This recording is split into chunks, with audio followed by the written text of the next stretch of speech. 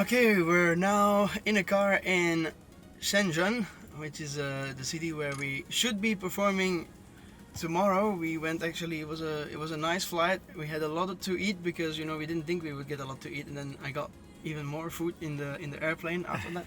We are now here, but now we just heard that a former prime minister has passed away. When did it happen? I think it was yesterday or today, and now some music events are being cancelled. So we don't know for sure if the show is gonna go on in the venue that we wanted or if it's gonna go on at all. So we'll see how it will be. And yeah, otherwise we'll just have a nice 2-day trip in China, I guess. But now first to the hotel and then probably again dinner.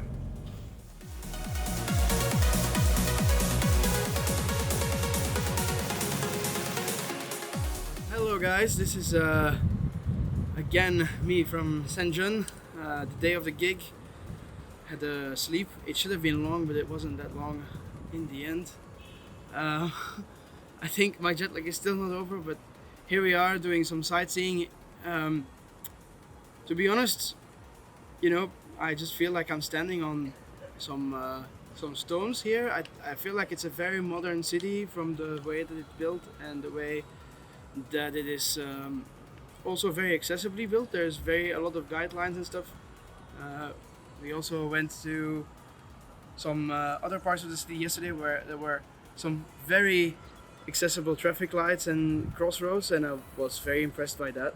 And now apparently we're standing in front of the city hall, and this is what's been told to me, but we could have as well been, let's say, at my own city or my student city, because it had pavement a bit like this and it's as quiet as this. We've been welcomed very warmly by the guys from I Love Trans and Trans Family China and Trans Family Shanghai here, and we have been treated like real celebrities here, so big up to them and for taking us out to dinner last night and bringing us here now today.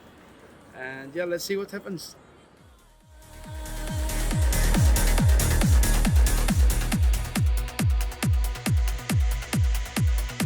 How I got in the trance scene, I think it's for me it started really when I got the radio receiver from my parents for like Santa Claus, and I just started listening to the radio. And back then in Europe trance was really hot, so there were actual radio stations who broadcast trance music sometimes during their normal day airplay, but there were also some evening shows on Friday and Saturday that had mainly trance features. And I started to fall in love with this music without it having a name, because nobody, wasn't really calling it trance or anything like that. Yeah, for me it was similar in that area. You have your purpose also. Yeah, I started just, I guess, from how I discovered trance. I just listened to more like commercial dance music a bit on the radio, or I discovered it there. But then started talking with people at school who were also interested in that kind of music.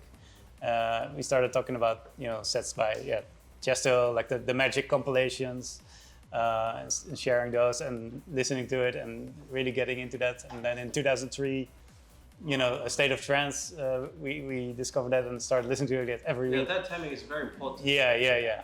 I started listening then, and it just keep growing and gradually start to do a radio show. And even though it wasn't really at the peak anymore, there was still interesting things going on. We were definitely inspired by other artists as well.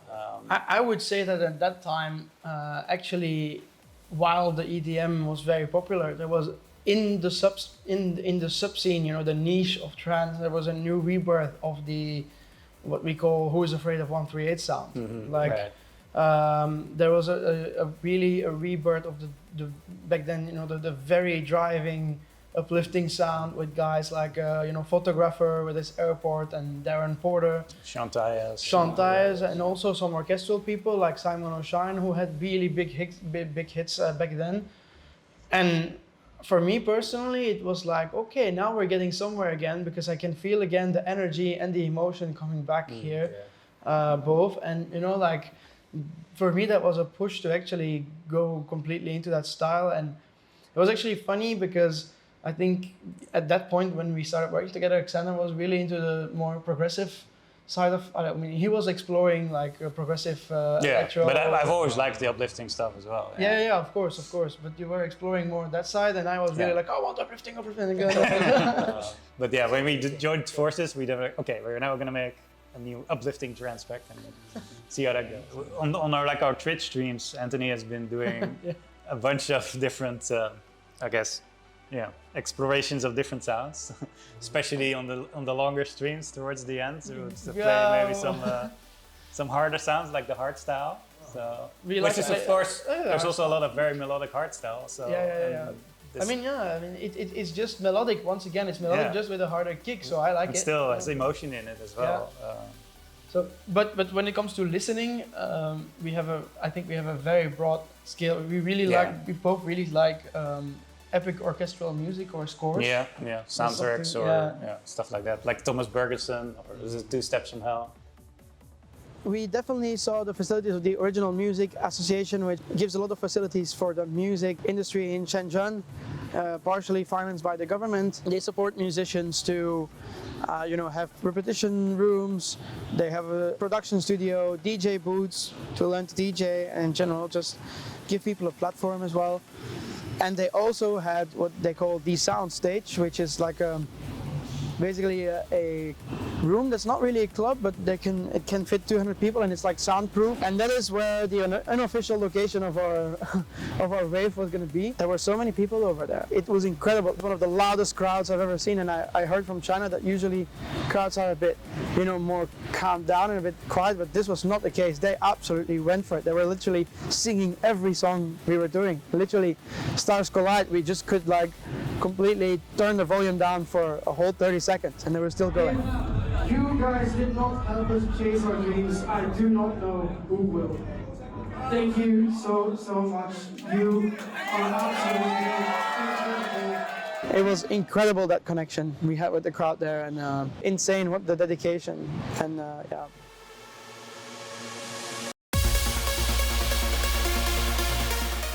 The day after we flew to Vietnam, which was very tiring because 3 gigs in 24 hours, it was crazy. I woke up that day and I figured out something was wrong with my hearing.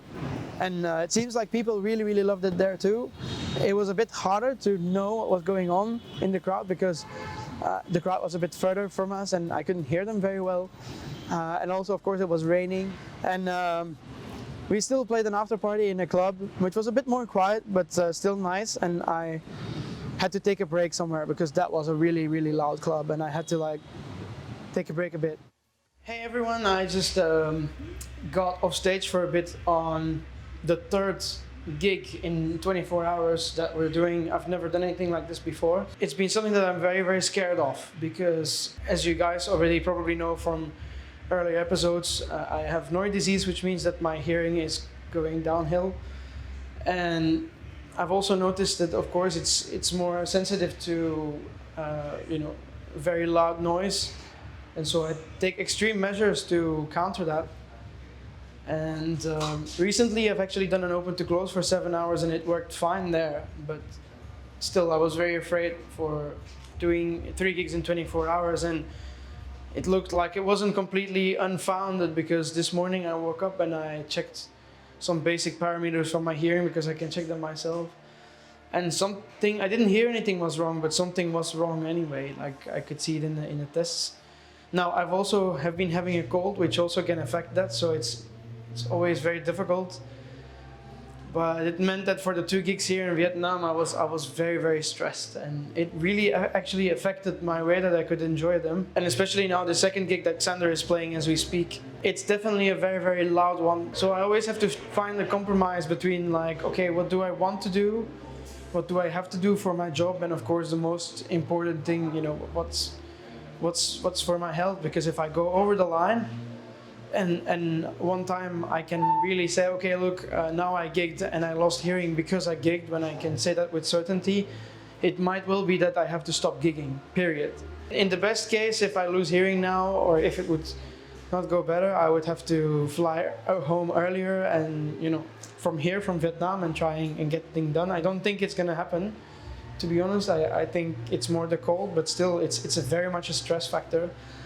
And in worst case scenario, you know, like I can't gig again, and it's done for me, this whole thing. And of course I don't want it to be done, because I want to, you know, I want to be able to do this for as long as I can. Not necessarily, or it's absolutely not for the money or any of that, but it's just such an exhilarating experience when you have these fans going wild for the music you created or the music you play from other producers. And the thought of me having to stop is something that really scares me.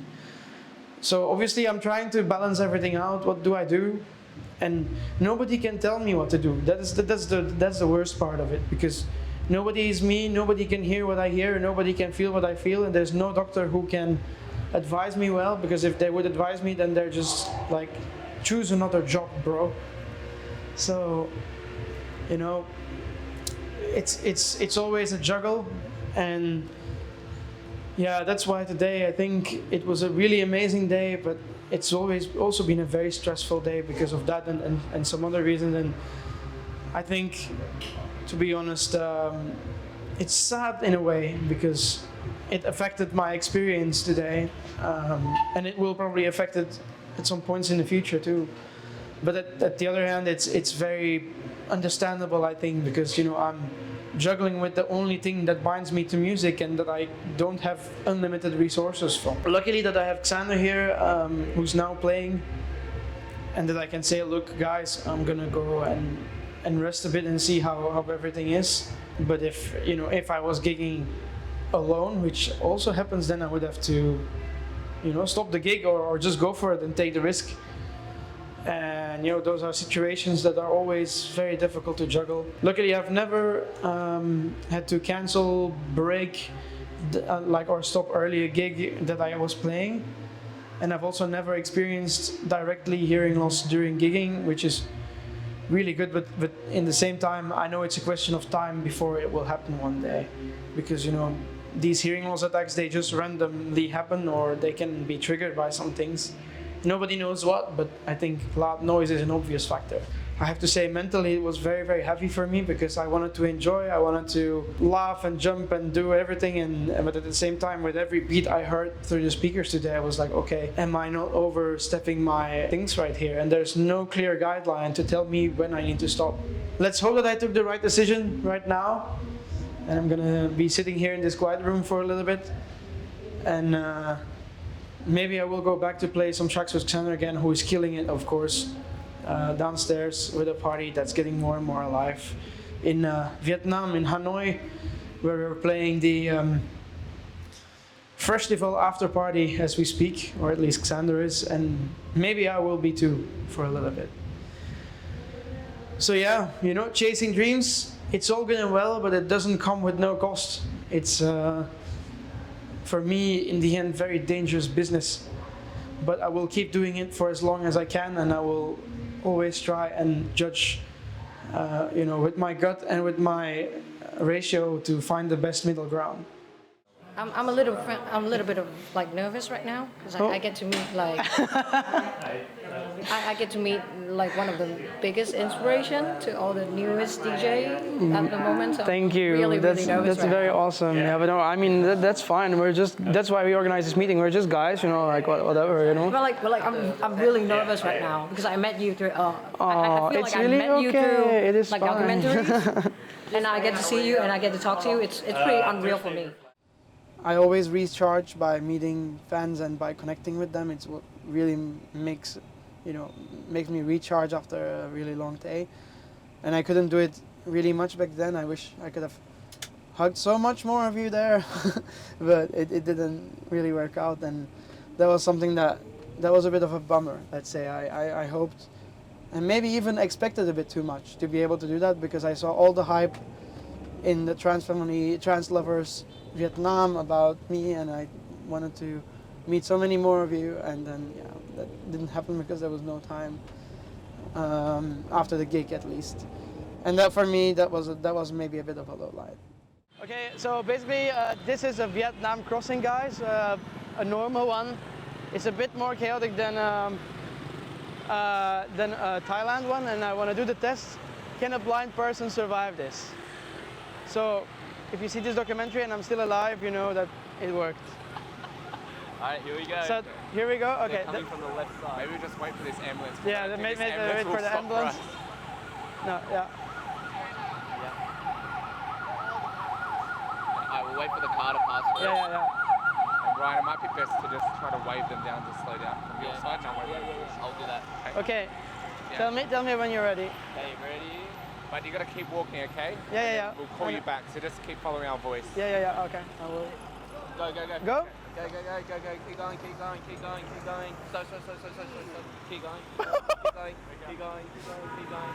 going. Keep going. Walk with me. Yep. Keep going. Tam, talk. Yep. Yeah. I'm here. Okay. I can see the direction of things. Nice, we made it. We made it. Well done. You did it twice. Amazing. That was well done. I have to say that was like you literally see the cars and the motorbikes, like You could feel it. you can just feel them completely going like meow next to you and whatever. And they don't stop. They just, oh, there's a blind guy there. Okay, never mind. But they actually say the advice is to just actually keep walking, because if you stop and they're trying to dodge you, it's actually a lot more dangerous. To Yeah, of stop. course. Yeah. But I mean, if I was a blind person alone, this would be hard, honestly, because it only has to go wrong once. Yes. It only has to go wrong There's once. no ledges, so you can't tell if you're on the road or on the footpath, so it's very hard. Luckily on this street there is the fact that it curves slightly, which gives me a direction. That's why I wasn't walking too weird, because the horizontal curve in the street gives me an idea what's the vertical and what's the horizontal, like what the two axes are basically. But otherwise, yeah, that's crazy.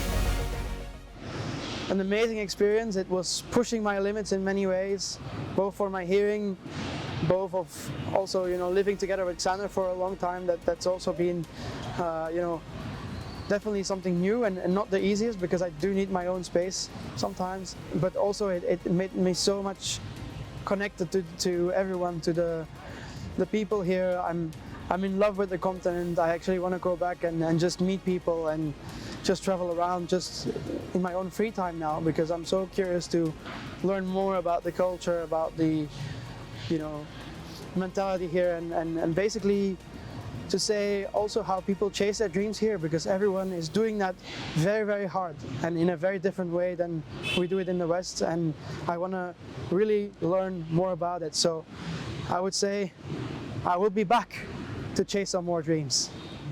One thing that happens very often when I travel is that I get lost, and that's okay, because for me getting lost is the first step to being found. I went to the US in 2019, and I went there to visit another blind guy who has the same disease as I have. And he's actually completely deaf already, and he has a cochlear implant, and he works for Amazon, so you know, it's definitely a big example for me of somebody who can make it even at the end of the stage of my disease. And I wanted to pay him a visit in Seattle. So I fly to Seattle, and on the flight I have Wi-Fi, and he tells me, oh, you know what, I'm gonna be in a bar when you arrive. This is the address of the bar. I'm sure you will find it, right? So there I am, completely jet lagged. I didn't sleep the night before, 26 hours awake. I arrive in Seattle, and I have to find my way to a bar that I have never been before in a city that I don't know. I can tell you that if another guest of mine that was not blind would do that to me, I would be very offended, because, you know, if you have a guest that comes over, it's sort of normal to come and get them on the airport. But because he had the same, you know, the same disease that I do, I was like, okay, you challenge me, you think that I could do that? Okay, let's do it then. I was outside the flight, and I wanted to talk to the assistants, but the meet and assists in the US, sometimes, for some reason, they cannot speak English. So he tried to ask me what the color of my luggage was. And I was like, yeah, it's like blue and a bit of red in there. Didn't understand it. Did not understand it. And luckily that in the flight I actually got to know an Irish lady who was sitting next to me in the flight. And as a guardian angel, she appeared and she was like, "There's your luggage." She was apparently also waiting for hers. And I was like, "Hey, can I ask you something? I have a problem. Like, I need to go to this bar. Do you know where the bar is?" I'm like, yeah, there's the bar. And she was like, "Okay, what we will do is we'll take an Uber together and I will make a stop at the bar and it's all good." and so I reached the bar. And somehow I was expected to party and drink and socialize with all kinds of blind people, because it was sort of a blind meeting over there, when I was already awake for 32 hours. I can tell you that I managed for 2 hours and then I fell asleep in the bar.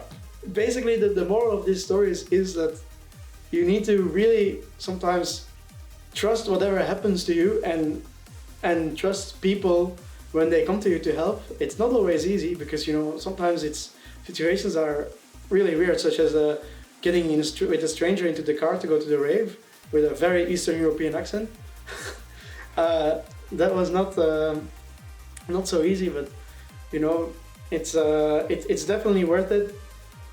And yeah, trust is very important. And maybe there's a few times in your life where it might go wrong. I have luckily not experienced that because I'm still here, but it's definitely a thing. Wait, there was another thing about this US adventure though. I went alone in the metro in Sofia because I needed to be somewhere, and my friend Pancho would wait me at the end of the metro station. So I come out of the metro and I start making my way down the platform, and suddenly somebody takes me like that and starts dragging me through the metro station, and he's like saying something in Bulgarian that I don't understand. And I'm like, I need exit, metro, exit. And I cannot, and like I'm trying to pull myself free from this guy, but it's like a really bulky guy, and he's like really holding me like this, and he's like really dragging me over this. And normally if that happens in Belgium, because it does, I can say something like, hey, hello, I'm doing this alone, leave me alone. And it's not great, by the way, because you really out of your concentration and you lose your orientation totally. But here I could do nothing because the guy just didn't understand me, and I was trying to pull away, but he apparently somehow didn't get it. So I was being dragged over the whole metro station to the exit in the end. So I was like, I'm at the exit now, but at the wrong exit apparently. I knew only afterwards because I was looking for Pancho. I was calling him and I didn't pick up the phone, and there I was, and I didn't know where I was, and I didn't know what to do. And my phone was almost empty as well. And then finally I got him. I was like, hey, I'm at the exit. Yeah, but which exit? I was like, I don't know which exit, bro. Like somebody dragged me over here and I don't know. So I had to like literally ask other people and basically beg them to tell me on which exit I was. And then finally we found each other. But this is something that happens more than you think. That people just grab you and then drag you where they think that you need to be, but it's not always the case. And even if they do, even if it is the case, it's still not okay to just grab someone. Just, ask like, hey, do you want/need help here? Can I be of any assistance? Do you want my guidance or anything like that? But no. But anyway, it ended up well. When I was in the US, I decided to be crazy, and I went on a dating site. It was in the same adventure as the one where I had to find the bar.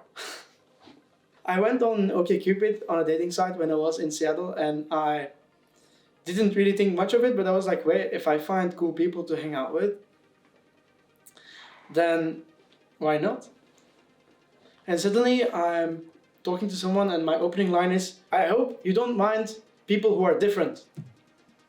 That was my opening line. And actually the reply was, no, I don't mind. I actually really like people who are different. So what's different about you? And so we started talking mostly on the flight because I had Wi-Fi over there. And by the time I arrived, she was like, I want to see you. I was like, okay. And then second thing she asked, I have a question for you. Is it okay if I take you in my car? And I was like, what do you mean, take me in your car? Yeah, I want to bring you somewhere in my car. It's like, where? Is it okay if I don't tell you where we will go? I was like, okay. I'm going to go on a date with somebody who wants to basically kidnap me in her car. And doesn't want to tell me where we are going. In a country where I'm about 9,000 kilometers from home or something like that, maybe a little less. In this case, it was another example of why you can do crazy things, because it ended up really well. She met me at the flat of my friend. She wanted me to be in her car, and we drove for a good hour and a half. We were somewhere in the middle of nowhere. Sounds great. And she brought me to like a cascade really near the Canadian border. Very romantic, I have to say. She even reserved dinner and booked a hotel for us and everything. I've never been like surprised like that by anyone in my life in this way. But it was definitely a night to remember, I can tell you that.